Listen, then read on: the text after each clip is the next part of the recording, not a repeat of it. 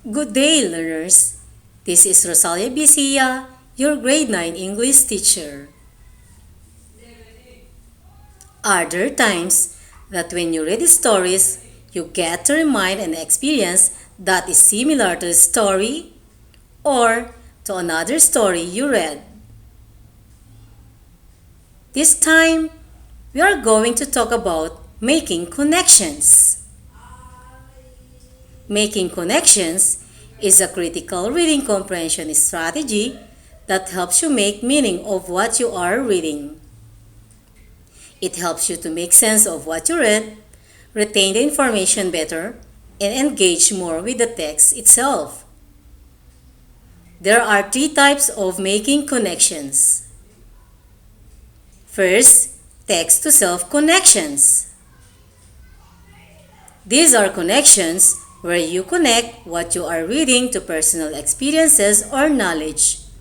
This is when you realize something you read in a story has happened to you in your own life. Usually, this kind of connection comes with the emotions you felt at that time.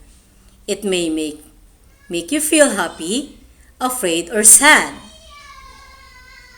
Example: this story reminds me of Seth's A Christmas Vacation that I traveled to Hong Kong with my family, just like the main character. Second, text-to-text connections. These connections are made when you can connect what you are reading to other books that you have listened to before. They may make connections that show how the books share the same author, have similar characters, events or settings, are the same genre, more are on the same topic. Example, I read another book about spiders that explain that the spiders have venom. And in this book, I am learning about the top 10 dangerous spiders of the world. Third, text to world connections. These are connections where you connect what you are reading to real events, past to present, social issues, other people, and happenings going on in the world. You learn about the world what you hear on TV, movies, magazines, and newspapers. It reminds you of something you have seen happen to someone you know or have seen in the news. Example, I saw the news about how water pollution was affecting marine animals. And in this book, I am learning about why pollution can make a marine animal sick. There are some examples of questions that you can be used to facilitate connections. For text to self, what does this remind me of in my life? What is this similar to in my life? How is this different from my life? Has something like this ever happened to me? How does this relate to my life? What were my feelings when I read this? For text to text, what does this remind me of in another book I've read?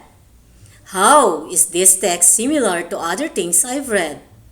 How is this different from other books I've read? Have I read about something like this before? For text to world, what does this remind me of the real world? How is this text similar things that happen in the real world?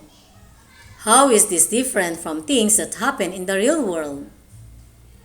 How does this part relate to world around me? I prepared activities for you. For activity 1, we call it Read and Connect. Directions: to further enhance your craft in making connections, you are tasked to read an excerpt of the story entitled The Bully by Annie Scruff. Record your paper, the connection you made while reading. Be sure to include the paragraph number and type of connection. You can see this on pages 47.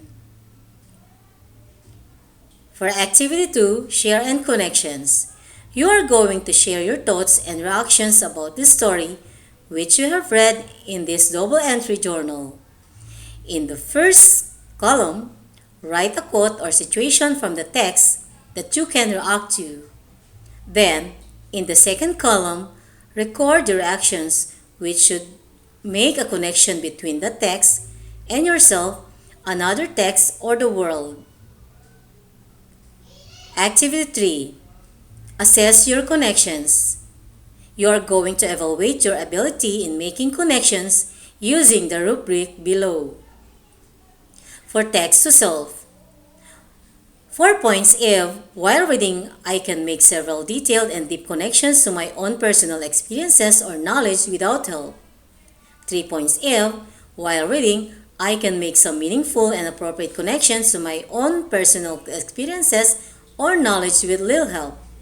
2 points if, while reading, I can make few general connections to my personal experiences or knowledge with some help. And 1 point if, while reading, I can make vague and surface level connections to my own personal experiences or knowledge with some help. Or, I struggle to make connections to personal experiences.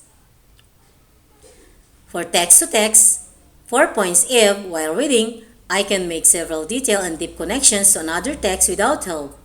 3 points if, while reading, I can make some meaningful and appropriate connections to another text with little help. 2 points if, while reading, I can make few general connections to another text with some help. And 1 point if, while reading, I can make vague and surface level connections to another text with a lot of help, or I struggle to make connections to another text. For text to world, 4 points if, while reading, I can make several detailed and deep connections to events, past and present, issues or other happenings going on in the world without help. 3 points if, while reading, I can make some meaningful connections to events, past and present, issues or other happenings going on in the world with little help.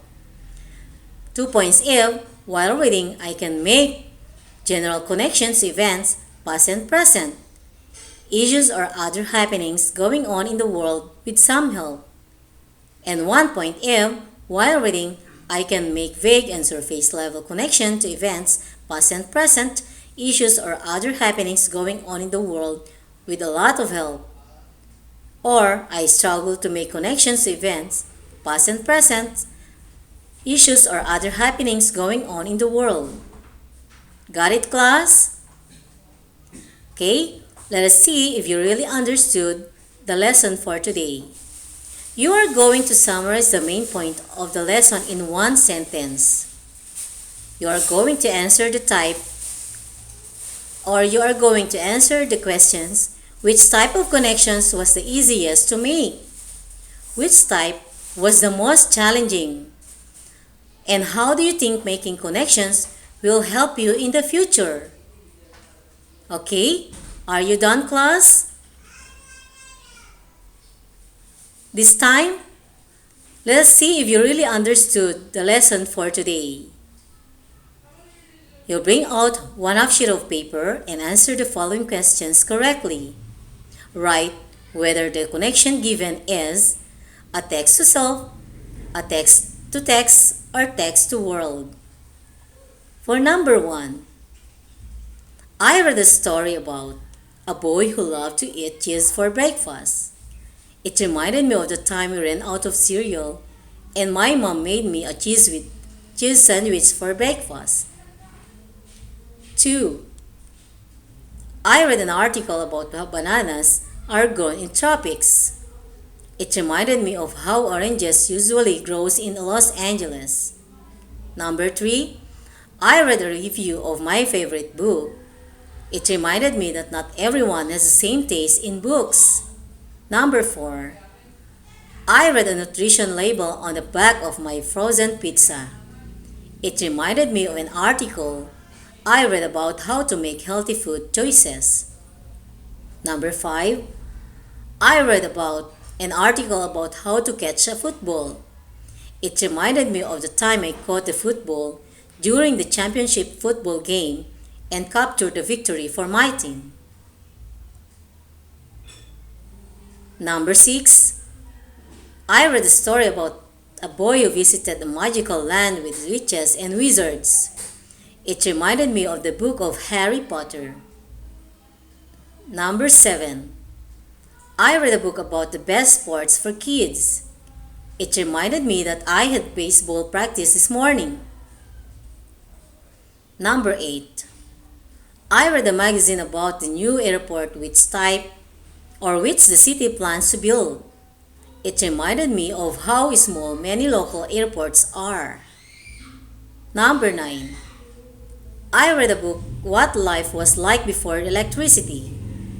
It reminded me of the time I went camping in a cabin that had no light or that had no electricity. And number 10, I read a nonfiction book about how to get better at tennis. It reminded me of last summer when I attended a tennis camp to improve my skills. Are you done, class? Excellent. Now, for your assignment, you're going to create a possible dialogue between the following. For letter A, student to parent, letter B, student to friend, and letter C, student to teacher. And the situation is, Shirley received an academic recognition from her school. How do you think a supportive parent would speak to the child? Would other sets of friends or teachers speak to the child in the same manner? For your reference, you read and open your books. Kuhn, E.L. and Zimmerman S. in 1997. Mosaic of Thought, Teaching Comprehension in Reader's Workshop, Portsmouth, N.H. Heinerman. Got it, class? Now, class, despite the challenges the world is facing nowadays, you have a role to study well and be the future hope of the land. Just remember that. That's all for today. Thank you for listening. God bless everyone.